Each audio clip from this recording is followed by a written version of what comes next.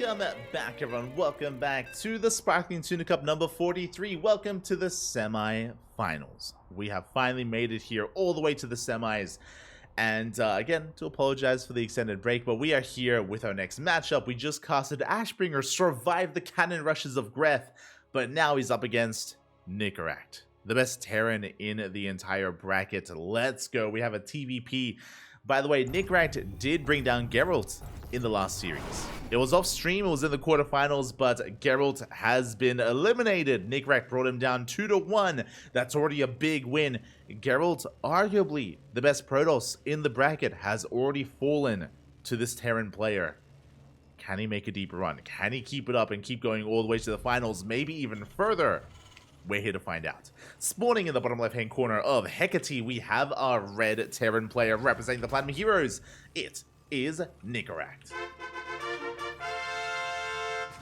And spawning in the top right-hand corner, we have his opponent. We have the teal Protoss player representing Team StarCraft. It is Ashbringer. Here we go. And again, Nicoract, already a big result coming in for him to bring down Geralt in such a fashion. I mean, it was a close series, went all the way to the ace match, so very close, very back and forth. But again, you could argue that Nicoract, he's already climbed the mountain that is Protoss in this tournament. Now, can he clean things up? Can he head all the way to the finals? Can Ashbringer stop him? To be fair, I haven't casted Ashbringer as of late. It's been a couple of weeks, if not actually a couple of months since I've casted Ashbringer on the regular, so I'm curious to see how he has also been improving over time. It is going to be an eBay block here out of Nicoract. A lot of progression already on the eBay. It's almost done at this point, and it's going to delay the expansion for so long. We're forcing out a Zealous. A great start here by Nicoract. Again, this was a late Probe Scout out of Ashbringer. Because the Probe Scout was late, that means that this eBay, it's almost done. It's going to take so long to expand, and we may even force the unnatural natural. Ashbringer instead is making a Zealot. This Zealot will eventually force a cancel, but it's going to be such a delayed expand here for Ashbringer that Nicoract, he's going to be feeling pretty comfortable so far. Feeling pretty comfortable here back at home. Do you have a gas steal? We have a gas steal coming out from Ashbringer. You'd love to see it. It is a way to disrupt Nicoract in some way, shape, or form, but the second gas doesn't matter too much. It was a Rax expand setup here from Nicoract, so he's perfectly fine, perfectly safe, perfectly sound. Should be looking good here as we settle in towards the early to mid game. You can see the probe being as annoying as possible. Do you have the Marine coming out? We can focus on the probe. We can get our production well underway. We can get our racks up and running. Bunkers on the way as well. Back at home, we should force a cancel, not a kill. It's going to be close. Ooh, and there it is. We do have the cancel on the eBay. Reaper sips into the main base. Going to be delaying more mining time in the main. Forcing boys off the mineral line. And Ashbringer, he will eventually chase this down.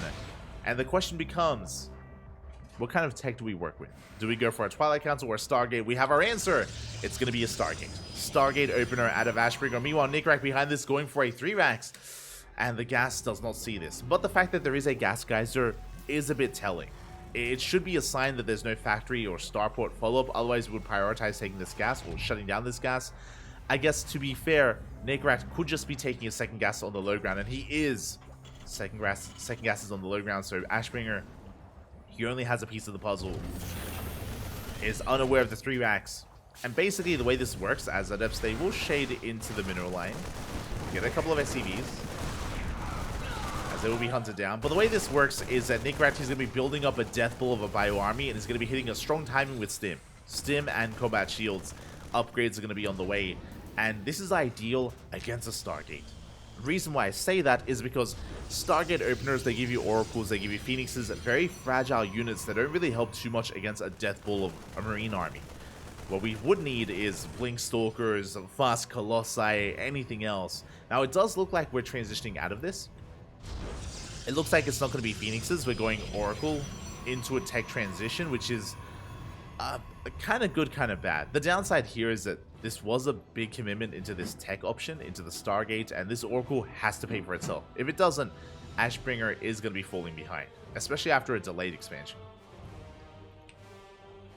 So here we go. Oracle is moving out, heading out across the map. Back at home, what do we have to defend? We have Marines, yes, but they're not in position. They're here at the natural. They're not in the main base. We can get some SCV kills. Yeah, as the Oracle does slip in. We're going to get one. We're going to get two. We're going to get a handful of SCVs. Pretty good damage so far. Getting 3, getting 4 SCVs in total, and we do back off. On top of that, did we scout? We did. We have spotted the 2nd and the 3rd racks. We're fully aware of what's going on. And what do we make at home? We have an Immortal on the way. We have the Bay on the way. Fast Colossus. We need Colossi as quickly as possible here to defend. Likewise, a safety Immortal to make sure that we actually, have an army to defend as well. As we're going to get a couple more SCVs, we're going to get 3, we're going to get 4. 4 SCVs go down. This is 8 worker kills in total. This is some good damage. This is very nice here for the Oracle. But here comes the push. And we're not going to have the Colossus. The Colossus will not be out in time, but we do have a ground army. And it's a little bit of a kitchen sink, right? We've got some Adepts, a Zealot, a Stalker, a Sentry, an Immortal, a little bit of everything, but all coming together with the help of a Shield Battery and an Overcharge, we should be okay. We can, I say should, it's going to be a close defense. We go for the scan. Nicoract trying to judge whether or not he can dive in. Behind this, Oracle headed towards the natural. Yeah, Nicoract, after the scan, he backs off. He himself knows, like, oh, it's going to be a tough fight. So he will respect it, he will retreat. Nicoract, he will come back home. Now, what's important here is that you may be thinking, hold up, Nicoract, he was building up towards a 3-max push. He missed his timing, right? I mean, that means that Ashbringer is in the clear. Yes and no. One, Ashbringer, he survives and he's getting into Colossus production. He's getting into Colossi, getting into a safety Void Ray. That's what this is. We're not committing to mass Void Ray. And we're able to stabilize. True, but Nicoract, he preserves his units. The Marine Marauder has been kept alive, is safe and sound, and he's building up an even larger army for a later push. For a later push with Medivacs. A bit of a supply block, but Medivacs are on the way. 3rd CC is on location. Again, very important that Nicoract did not throw away these units. Gets into death for free, backs off, forces a reaction, keeping Ashbringer on his toes. Meanwhile, there's 1 Void Ray here in the main. We have a 2nd Void Ray on the way. There's a very interesting way to deal with drop play. Basically, I think we're going to be leaving these Void Rays in the main base just to catch any kind of stray Medivacs coming in. As Nicoract splits up his army, he scans, he sees the 3rd, he sees how exposed it is. He's a little bit vulnerable. Likewise, he's poised to go into the natural. The goal here is to distract the main army. It does keep it busy. We do take a stasis to the face. Big move out of Ashbringer. Very crucial stasis there at that natural. Did catch Nicoract. Nicoract has to back up.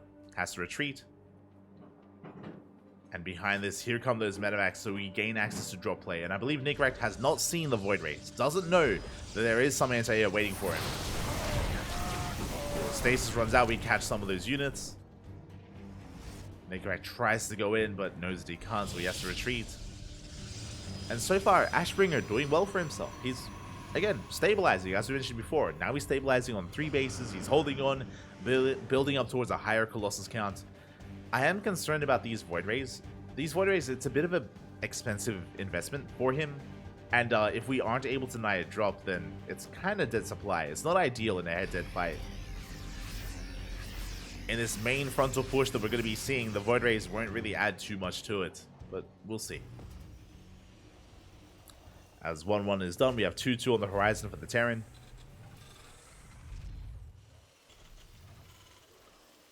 2-2 on the horizon here. A 2nd starport on the way. I mean, we are aware of the Colossus production, so it looks like Nicoract is working on the next step.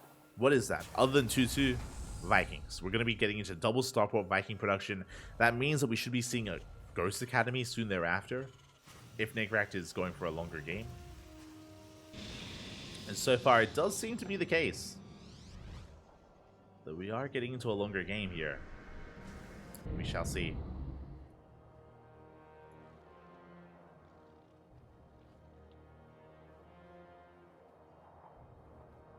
As Ashbringer is going to be rotating over to his right-hand side.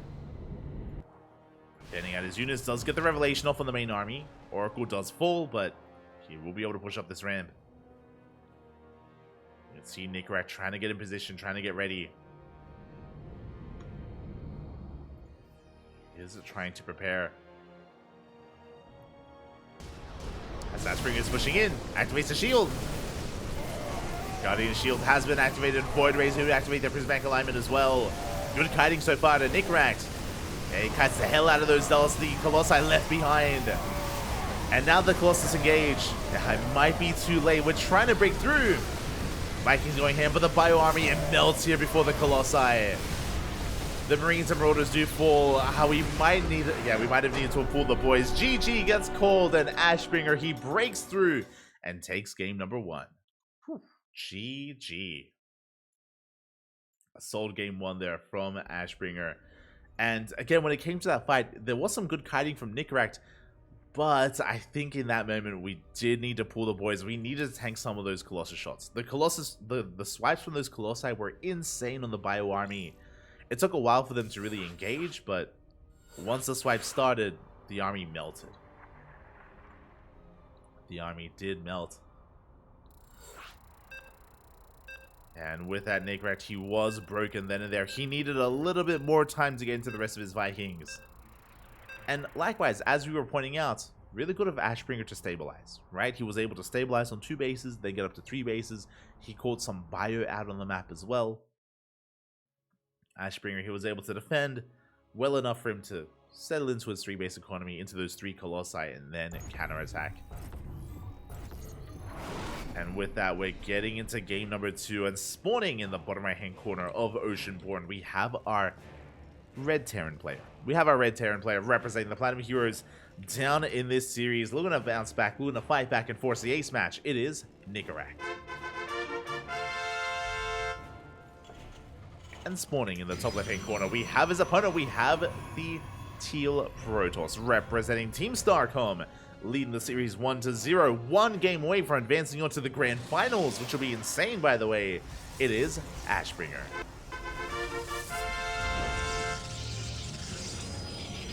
Here we go.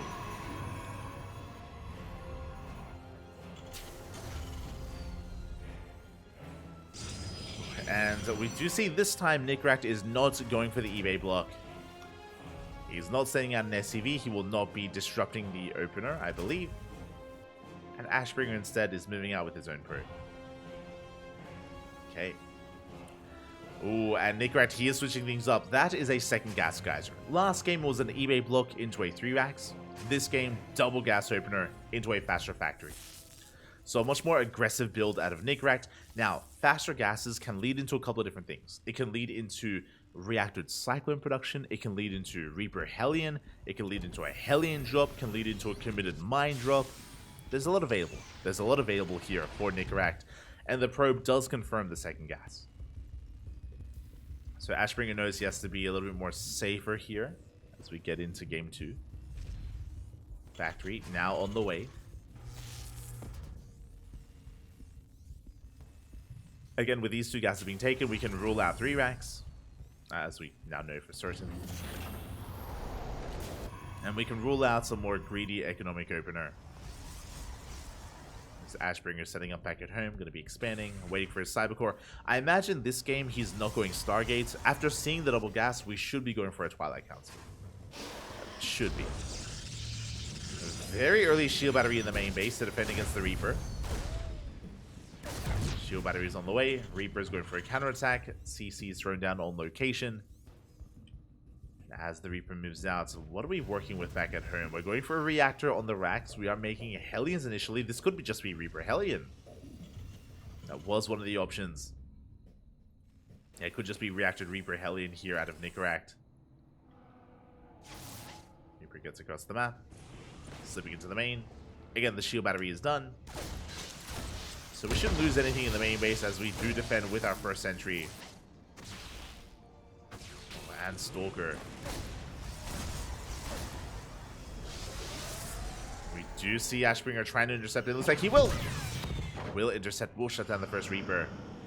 And that's brutal because we are going Reaper Hellion. Like, we're massing more Reapers than Hellions. Losing 1 Reaper already does take a lot of the wind out of the sail of this build.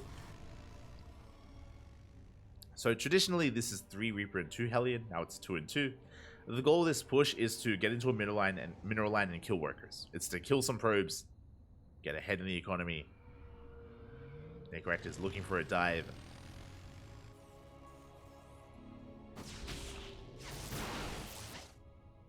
Well, we do try to slip in. There is a shield battery on the low ground. We do deny mining time, but no kills yet. Yeah, Stalkers are massive. We're going for the sentry. We won't get it though. Shield battery does keep it alive. And with that, Ashbringer does hold. We have the Robo on the way. Oh, and with the Twilight Council, I assumed it was going to be Blink. My apologies. It is Charge. Okay, a much more aggressive build here out of Ashbringer. Or in a way, in a sense. We're avoiding Blink, going for Charge +1. We're chronoing out that upgrade as quickly as possible. It is on the way.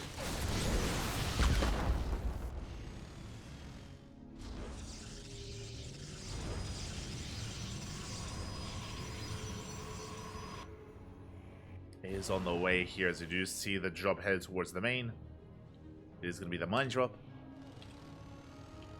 So mine drop into the main base. We have Hellions threatening the natural. Can Ashbringer hold? So far he can.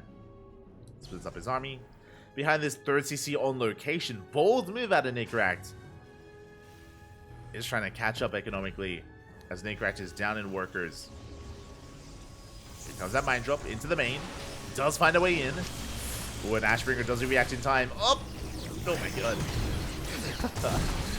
That is going to be 2 probe kills. Only 2 workers go down. We get a kill on one of those Widow Mines. So far, good defense out of Ashbringer. Good defense so far. The Bay is on the way for Colossus production. Charge is now finishing up. +1 as well. We're getting into +2. Ashbringer, he is pushing. We spoke about how this was a bit of a more aggressive build, and I mean 4-gate Blink Stalker is, I would say, more aggressive than this, but we are pushing nonetheless. Now thankfully the 3rd base is done. It's already done, can be lifted. At the same time, Hellions, they do dive in. They go for the dive, they get a handful of probes. But the 3rd base is denied. Force lift up. We can see Nicoract preparing back at home. We have 2 bunkers on low ground. We have 1 bunker on the high ground. Tanks to set up as well. This is a beautiful defense against 4-gate Blink, but it's not Blink. It was Charge. And again, we're getting to Colossi instead. We're taking up even further. Nicoract expecting the worst. Prepared for the worst. When Ashbringer is just going to be expanding. He should be expanding.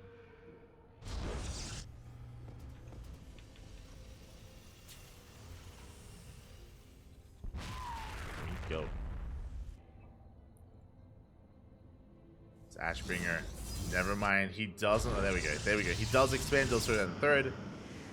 On the front lines, War Prism has arrived. And we have salvaged the bunker on the high ground. We still have 2 bunkers on the low ground. There's no breaking the natural base. And really, all that Ashbringer has to do, is back off and deny the 3rd. Doesn't have to force the issue. So he's going to retreat from here. Racing back home, saturating his bases. Scan reveals the 3rd and the Colossus. So Nicoract, he should be feeling safe to actually expand. He sees the main army. But as he expands, Ashbringer is ready for the backstab. Ready to dive in. Tanks are going to be sieging. You can see that we're getting in position, or a better position, to protect the base. The Prism slips into the main, but we have reinforcements. We have plenty in position here, and Nicoract will defend. Cleans up the Zealots, forces back the Prism. Ashbringer likewise backs up. Behind this is working on +3. +3 is on the way. Scan trying to get eyes on the army. Trying to at least.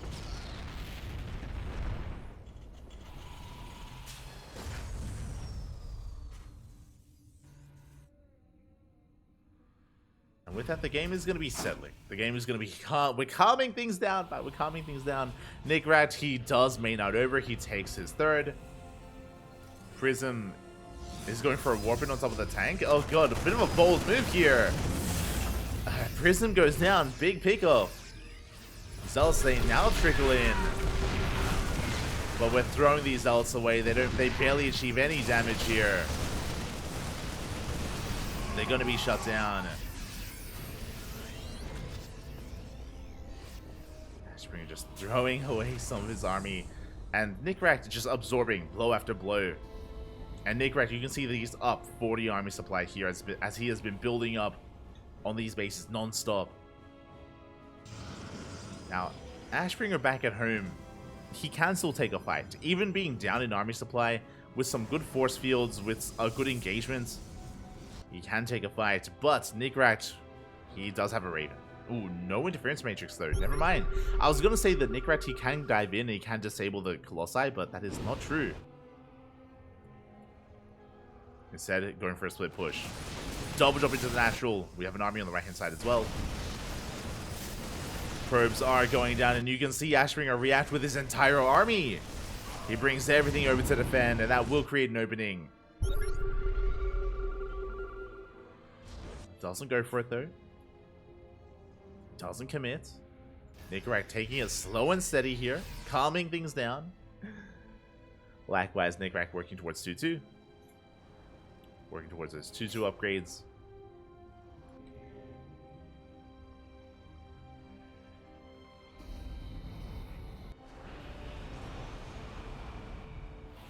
And here we go. Nicoract, he has maxed out. Jesus, getting up to 200 supply so fast here. Just goes for the anti-armor, and now how can we defend? We have the overcharge, but the army is so brittle, it's so vulnerable. Yeah, massive concave here from Nicoract. Good force fields. Do you have some good force fields? Did you force back the army? And despite the Dorito cannon, again, good force fields. We slice up the bio army of Nicoract. We clean it up. And the Colossi stand strong. I'm a little bit surprised. I thought at least one Colossus would fall, but the overcharge. The overcharge kept this army going. And Ashbringer, he takes a very, very efficient fight. Like, look at what he lost. He lost Zealots. He lost two Archons and 22 Zealots. And what did he get? He was able to kill Marauders, Vikings, Marines. Forces back the main army. Ashbringer mainly losing Zealots there. Mainly bleeding out minerals.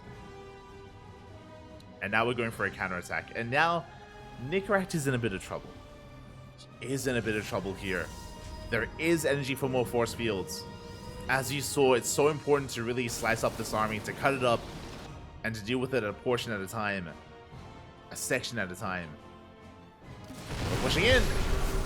Tanks are sieged. And we have some tanks in position. Vikings going ham. And they're going to take down some of the Colossi. Two of them go down. Big pickoffs, and Ashbringer, he's running into a brick wall. A big overextension from the Protoss. Yeah, we're stimming on forward. We're focusing everything down. The Vikings land. This counterattack was not it for Ashbringer. Again, he just ran into a defensive line of tanks. Ran into so many Vikings. And any kind of momentum that Ashbringer had, it's not there. Not anymore. He had to take a more defensive stance. He had to absorb a couple more pushes. Weather the storm. Ashbringer, he got too excited. He got a little bit too excited there. Nicoract with the better position, with the reinforcements, of course, with the defensive advantage.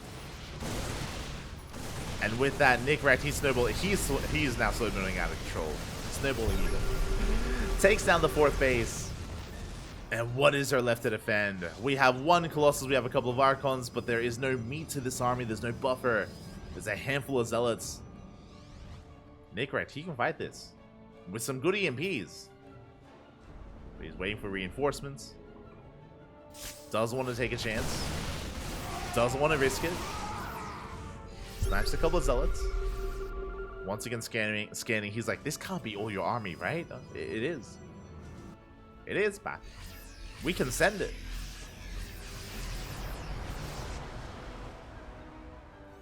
Can send it here. As Nicoract, he's up on bases. Again, something that you should not be seeing here in the PvT is a Terran upper base to the Protoss.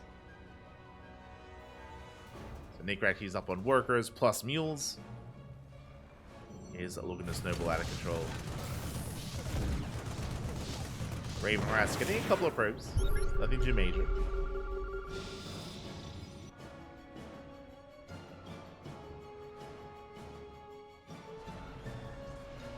Nicoract, he's just securing himself, throwing down some sensor towers, working on 3-3, plus 2 ship weapons, additional Ghoster on the way, additional Vikings. Like, Nicoract, he has the ideal army. I mean, what he's missing is Liberators. That's the only thing that I could say, is that we should be working towards a Fusion Core and towards a second Starport. And towards, a third Starport and towards Liberator production. But outside of that, it's like, I don't even think he needs that right now, necessarily. As long as the EMPs are good, we should be able to take this next fight. Meanwhile, Nicoract is giving Ashbringer a lot of time, but Ashbringer doesn't have a fourth. So, if he did have a fourth base, I would be concerned for Nicoract, but because Ashbringer is contained to 3 bases, like, we're fine. We're okay, Pappy, we're okay.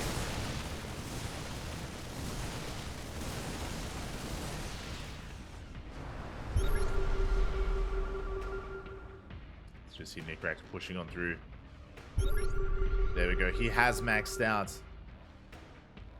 But Ashbringer has had some time to recover. Does have his own army. First Blast is going to be falling. EMPs will be connecting as well.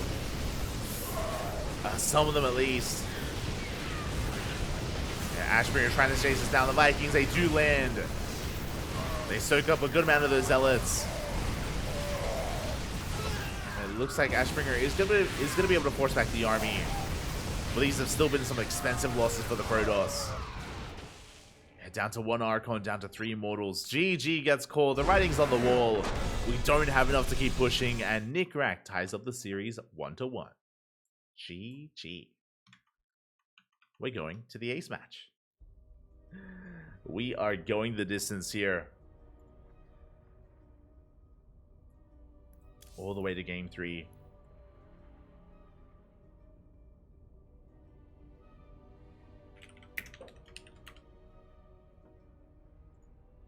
Oh my god, and we have a result.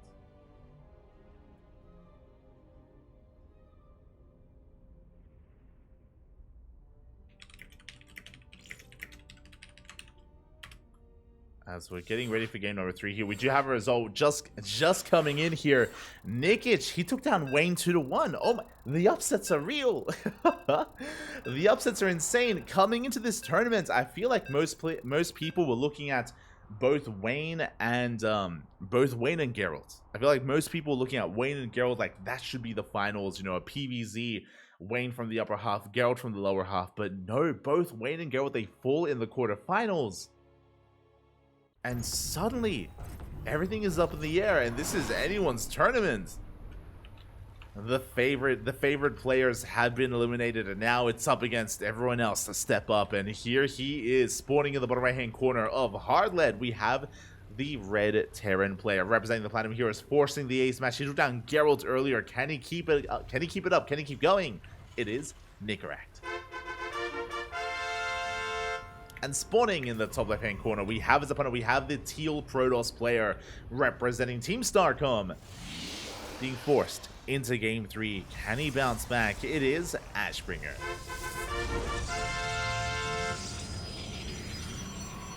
Here we go. The Terran versus Protoss does continue. As a reminder, this is a semifinals match. The winner moves on to the grand finals to face off against a to-be-determined opponent. They will have some time to themselves. But again, Wayne will not be a part of that. I can hardly believe the result here, but yeah. In the ZVZ, Nikic comes out on top. I mean, he's a scary player. He's very aggressive, very assertive, very in your face. And ZVZs or mirror matchups in general can be very chaotic. So a big win for Nikic. And with that, we're settling into game 3 to determine who is our first finalist. So far, it is going to be a more economic opener at Nicoract. This time, 1 gas. This time, 1 gas guys are here out of our Terran player. So he's going for a faster CC, a more economic opener this time. As a reminder, in game number 2, Nicoract did go for a double gas opener, and it led into Reaper Hellion, which was lackluster. The Reaper Hellion didn't do a lot of damage. It was deflected. Did force some lost mining time, I guess, but I do think it left a little bit to be desired there. So I do appreciate that Nicoract is going for something more economic instead. Meanwhile, across the map, Ashbringer getting into his own opener as well. Gate expand into Cybercore.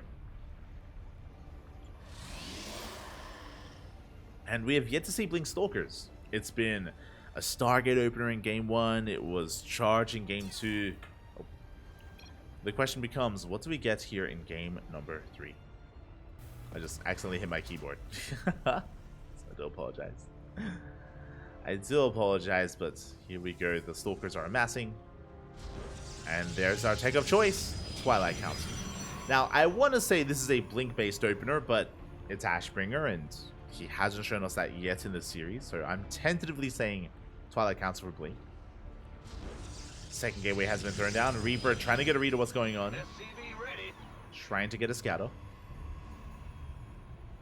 Is going to try to rotate over as well, but we do have a second Stalker. Oh! Oh, Reaper doesn't get in.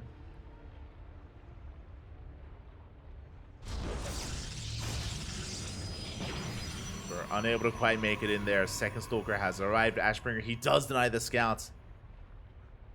Does deny for the time being. Behind this, we're getting into a 1-1-1. Ooh, getting into Hellions, actually. Interesting. Okay. We're committed for additional Hellion production. This is for a dive. And we're going for Banshees. Okay. Hellion into Cloak Banshees from Nicoract. Very committed. Very risky play here. This needs to get damage done. Basically, Hellions are looking for some probe kills at the natural. Banshee's going to be looking for some probe kills in the mineral lines in general. Here we go. Hellions are pushing towards that natural base. Do we wall off? Oh, we do! We do wall off in time. Good reaction so far out of Ashbringer. He does manage to get that pylon down. We do see Nicoract trying to go in once again. But there are 3 Stalkers in position, and we do not bust through. So far, good defense out of Ashbringer, but this is going to be a 1-2 punch. Nicoract, he's going to be waiting for that Banshee. He's going to try and drag these Stalkers out of position, but we do fully wall off with the gateway. And Ashbringer, he's ready for something in the main. He's expecting a drop or some harass. Hellions doing what they can. There we go. We have 4 Stalkers here at the natural. We have 2 Stalkers in the main. Observers on the way. And the Banshee is making its way towards that main base. Again, can Nicoract pull Ashbringer apart? He's trying to.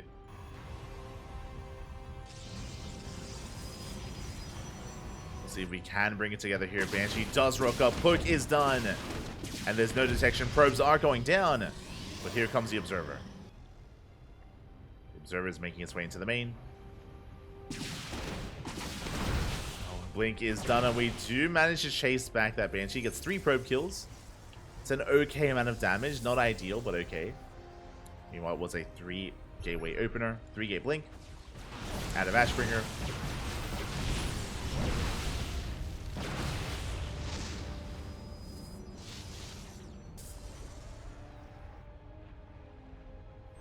Do manage to catch some of these Hellions, and again, 4 probe kills is okay. We get a 5th probe as we delay the 3rd base. Good damage dealt by the Banshee, but the Hellions are chased down. The Banshee looking for another probe kill, does get a 6th probe. Again, 2 Banshees out here for Ashbringer. Getting damage done, delaying the 3rd, containing the Protoss here to 2 bases. As we get a 7th probe. Oh my god. We get a 7th probe kill. Nicoract, he's popping up. The Banshee is doing so much here. The worker kills isn't as important as delaying the 3rd, I feel. Like, the 3rd is so late, and we're going to get another probe in the natural. Ay, ay, ay. Nicoract doing so well with this. And behind this 3rd CC, we have a 3rd CC already almost done, as Ashbringer just now starting his own 3rd. So our Terran player is ahead economically. They may be down in workers, but they have mules and they have a faster 3rd base. So Nicoract does have that economic lead. Behind this is building up towards Stim, combat shields, +1. Transitioning into Biotank. And because this 3rd is so late, it's vulnerable. No shield battery. No shield battery, delayed overcharge. This army is moving out to expand, but we could push towards the 3rd and we could force a cancel. Yeah, we're going for it. I like this from Nicoract. Because of the delays, because of the damage dealt, this third base is vulnerable. And Nicoract, he's going right for it. And I'm not sure Ashbringer can hold on to that third. Again, he's just keeping so much supply pinned back in his bases. He does have a Colossus, does have a couple of force fields. But if those tanks get within range, yeah, it's going to be too late. There we go. Big tank shots. The sentries go down. Oh my god, the Colossus as well. You can see these 3 tanks go to town. And that's a kill on the Nexus. Again, there's no saving it. Big tank volleys. Nicoract catching Ashbringer completely off guard. Again, because the observers are stuck at home, keeping eyes on the Banshees, they didn't see the move out. The observer should have been across the map, but did not see the move out because of the Banshees. With that, Ashbringer woefully underprepared. And now all Nicoract has to do is defend. All he has to do is defend his third, and he can claim his win here. As he's forcing Ashbringer all in. Ashbringer trying to retake his third. Again, the Protoss is in a really rough position here. Retaking that third base. Nicoract rotating back around. He's shot. Again, personally, I feel like all he has to do is calm things down, you know, build up towards the second starport, further upgrades, but Nicoract, no, he wants to keep going. Wants to keep the pressure up. You can see here, Nicoract, he rotates over. He's looking for the fourth. Sorry, he's looking for the third. But the third was retaken on the right-hand side. Nicoract unable to cancel it again.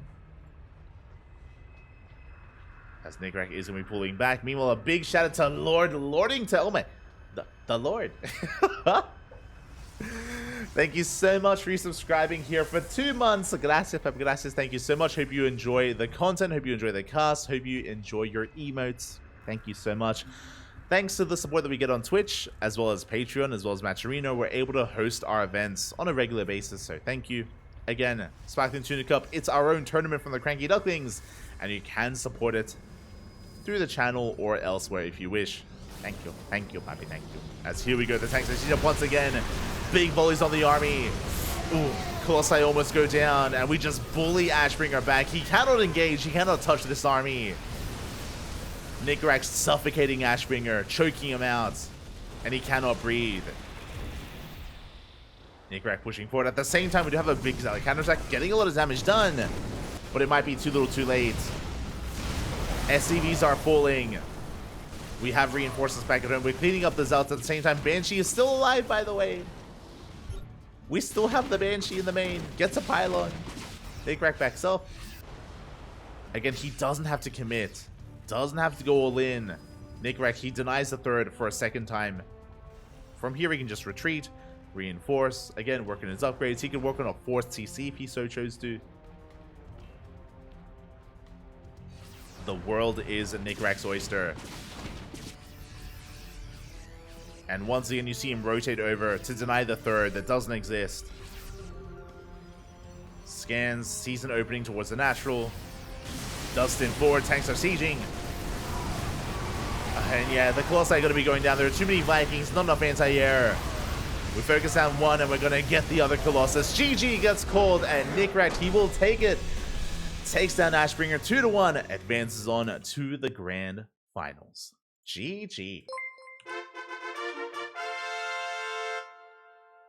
GG, well played. Congratulations here to Nicoract for taking the series 2-1, for advancing on into the grand finals. GG, well played. My condolences to Ashbringer, but he had some really rough defense against the Banshees. He was able to shut down the Hellions. Remember, the Hellions didn't do much, but the Banshees did. And I guess you could argue that maybe the Hellions were keeping the Stalkers busy.